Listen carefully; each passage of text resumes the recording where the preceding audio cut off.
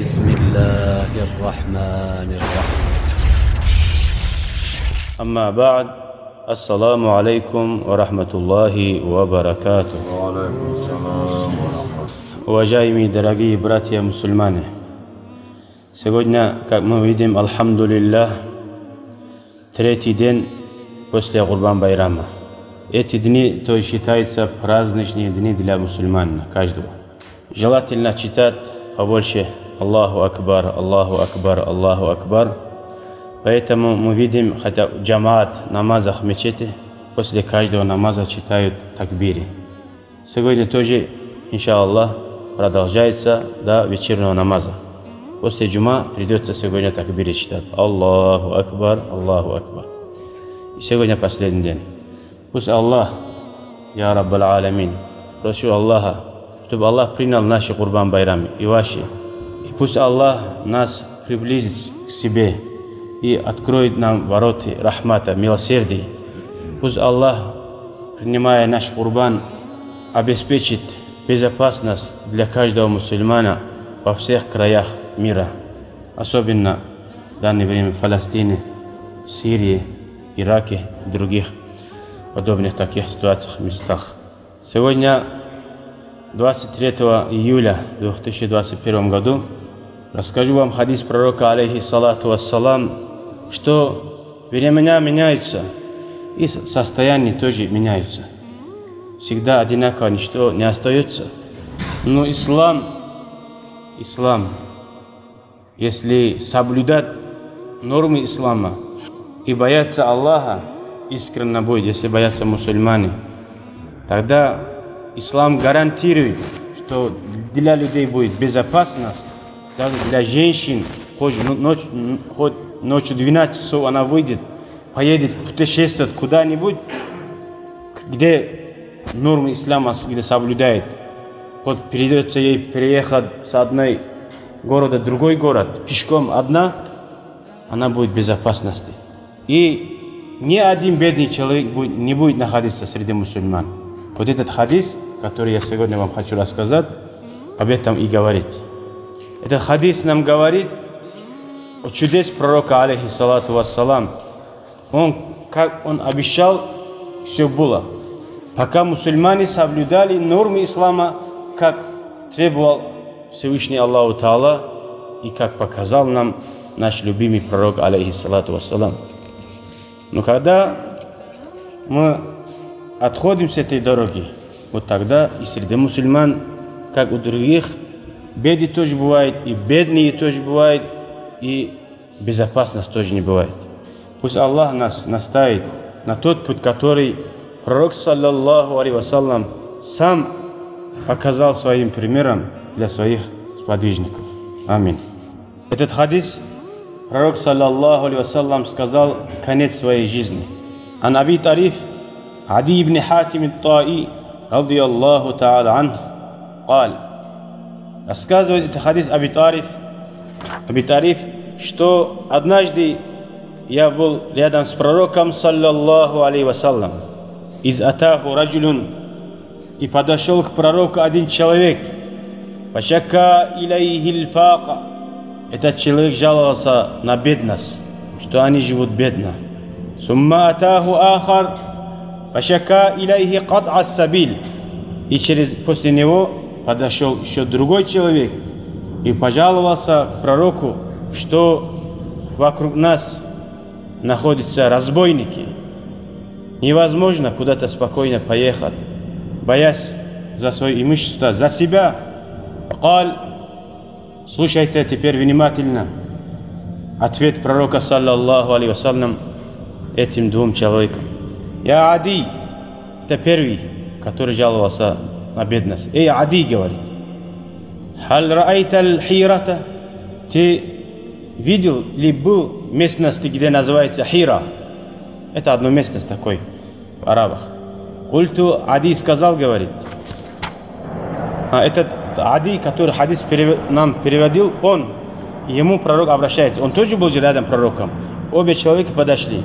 И пророк обращается ему и говорит: «Эй, Ади, ты видел Хира?» Культу, я сказал, говорит, лям араха. лам араха, я не видел, говорит. Вакад умбиту анха, но однако я слышал, говорит, где это место находится. Тогда пророк сказал: فإن طالت بك حياة لترين الضغينة ترتحل من الحيرة حتى تطوف بالكعبة لا تخاف أحدا إلا الله. Если у тебя продлится жизнь, говорит, Ади, ты непременно увидишь, что женщина, слабая женщина, она может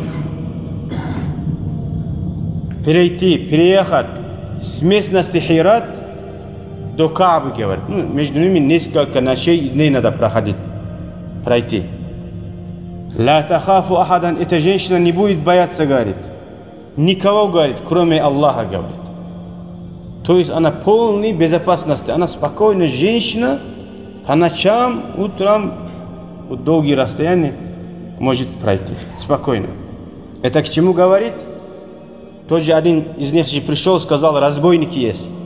Пророк заранее обещал, что если время придет, если ислам распространится как положено везде, вот такое время и придет, говорит.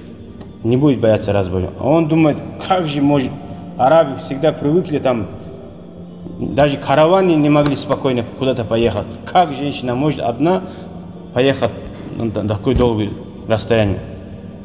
Это ответ ему, что если ислам гарантирует безопасность, это нам обозначает. И здесь и чудо пророка, алейхиссалату вассалам, и действительно у Ади продлилась жизнь, говорит.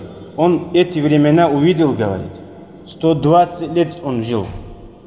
Пока его времени ислам как распространилось, и было для мусульман такой безопасность, говорит.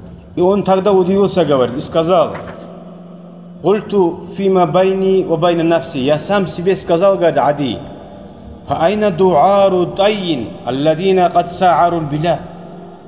А куда же пропадет те разбойники местности Тай, такой, который назвали, кад саару билад, везде свой огонь, который сжигали, говорит. То есть настолько были опасные народы, которые для народа была угрозой. Я для себя вот так сказал, говорит. Но все-таки, видите, то, что он думал, это не все зря прошло. То, что пророк, алейхиссалату вассалам, отвечал, он увидел своими глазами. Также пророк, саллаллаху алейхи вассалам, в начале ислама, это же конец. Особо удивляться нечего было. Тогда уже мусульмане много стало, и много, несколько тысячами, сотни тысяч можно было сказать. И тогда он удивился, тем более, разве можно, вот, пройдет такое время и спокойствие может быть. А в начале ислама, когда пророк, алейхиссалату вассалам, с Мекки переселился в Медину, боясь вместе с Абу Бакром, спрячиваясь, убегая от кафиров, когда за ним вслед пошел один кафир, Сурака, он и пророку назначили 100 верблюд. Если кто живой или мертвый, кто принесет пророка, алейхиссалату вассалам. И этот человек нашел пророка и захотел поймать пророка с Абу Бакром.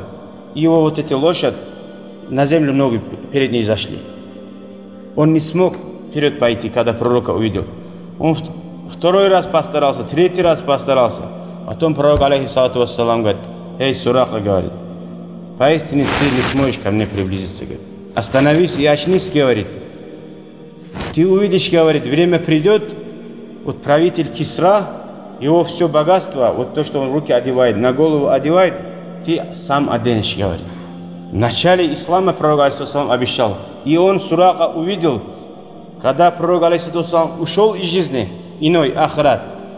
Времени Умара, радийаллаху анху, мусульмане завоевали самый большой такой королевство было среди них, Кисра, Персия. И мусульмане все захватили у них. И когда собрали, вот говорят, вот шапка, вот Кисра, вот его, как это называется, палка, вот его, то, что на руки одевает, браслеты. Тогда Сурака сказал: «О правитель мусульман», он после этого принял ислам после пророка. Когда я пророка вслед за пророком пошел, говорит, пророк меня обещал вот так, что он придет время, что я надену на свою голову на корону. Корону это кисра, я на свою голову одену.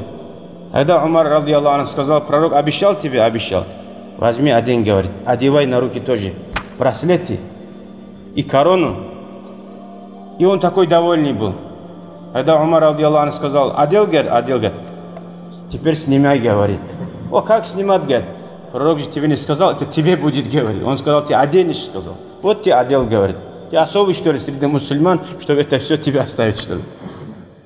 Видишь, дословно следовали за пророком, алейхиссалам. Буквально понимали, что имел пророк, алейхиссалам. Неужели пророк, алейхиссалам, кто пришел убивать его, ему это все обещает? Обещает, что он оденет. Он одел. Тогда он и снял, и это всем мусульманам, как положено, раздавали то, что осталось. Это я первый час привел, чтобы вы поняли. Удивляться никогда не надо. Аллах, и болезни пройдут, и короля, и все законы, кроме ислама. Как бы ни старались уничтожать ислам, алхамдулиллах, ислам всегда уходит наверх. Вы видели все. Если против христианства или еврейства, или любой, который себе заимел какой-то честь или авторитет одновременно себе, одно время, если с ними воевали бы как против ислама, Аллах, и христианства ничего не осталось, из евреев тоже ничего не осталось. Только ислам остается, потому что ислам истина. В исламе есть мусульмане, которые истину поняли и на все готовы пойти ради ислама. Не все мусульмане, которые мы видим, мусульмане, у них качества нету. Но однако, алхамдулиллах, как в Коране Аллаху Та'ала сказал, и в хадисах пророка, алейхиссалам, всегда найдутся истинные мусульмане и праведные. Аллах есть. Как сахаби сегодня, если молодые ребята, ничем, можно сказать, не остается от сподвижников. Алхамдулиллах, будет, иншаллах, дай Аллах нам и нашим детям и близким стать из них. И насчет второго человека, который пришел к пророку жаловаться насчет бедности среди мусульман, пророк, алейхиссалам, опять обращаясь к Адию, говорит, «Эй, Ади, говорит, «Валя инталат бика хаят», если продлится у тебя жизнь, говорит, опять повторно говорит, это дает знак, что пророк, алейхиссалам, этому дает понять, Ади, что ты будешь долголетний человек. «Вама янтику анил хава», пророк просто от себя ничего не говорит. И говорит, если продлится у тебя жизнь, «Ла туфтаханна кунузу кисра», непременно мусульмане завоюют кисра, говорит, о котором мы говорим, вот это, корону, которую одевает. Откроет, это будет в руках мусульман, говорит. В шоке были люди, как мусульмане могут завоевать арабы, которые между собой как крысы, да, вот. Культу, тогда я сказал, говорит, Кисра бин Хурмуз, ты имеешь в виду, пророк, алейхиссалам, что Кисра будет в руках мусульман, сын Хурмуза? Каля, пророк сказал, алейхиссалам, Кисра бин Хурмуз, да, именно его имею в виду, они будут у мусульман.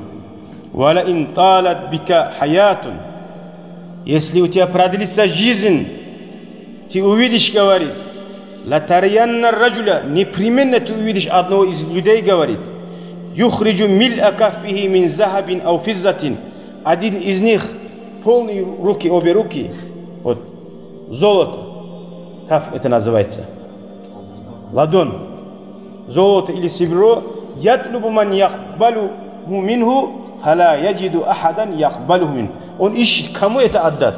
Золото или серебро, он не найдет, говорит, кому отдать, говорит. Непременно такие времена тоже было. Кто знает историю мусульман, среди мусульман такое время тоже было. Это не значит, что тогда мусульмане, они все, как говорят, достаточности были. У них не было такой алчности, еще давай, еще. Но, алхамдулилlah, все жили хорошо. Просто так у кого-то забрать, вот, нет нужды. Вот, чтобы копить, да еще кто дает, вот так не забирали. У всех было, алхамдулилля, у меня есть достаточно, не надо. То есть все мусульмане жили достаточно. Кто-то может удивляться, как можно не забрать. Хоть какой-то миллиард есть, дай золото, он заберет. Это у нас сейчас заберет. Даром ничего не брали. Алхамдулилля, такие времена тоже были, говорят. Вот мечеть Ахса, который в Палестине находится, его купол как золотистый сделали. Когда не нашли, кому это все отдавать, вот то, что мусульмане закат отдавали, лишний оставался. Всем бедным отдали, по по необходимости, которая нужна была. Остальные не знали, что делать, потом это сделали, говорит. Иншаллах, следующий джума, что пророк алейхиссалам нам обещал, тоже прочтем бизниллах. Пусть Аллах нам даст понять истину, исследовать по сунне пророка алейхиссалату вассалам. И не будет среди нас бедные, и которые боятся слабые тоже. Мусульмане сильны всегда духом Аллахом. Пусть Аллах нас укрепит этим духом. Альхамдулиллахи раббил аламин.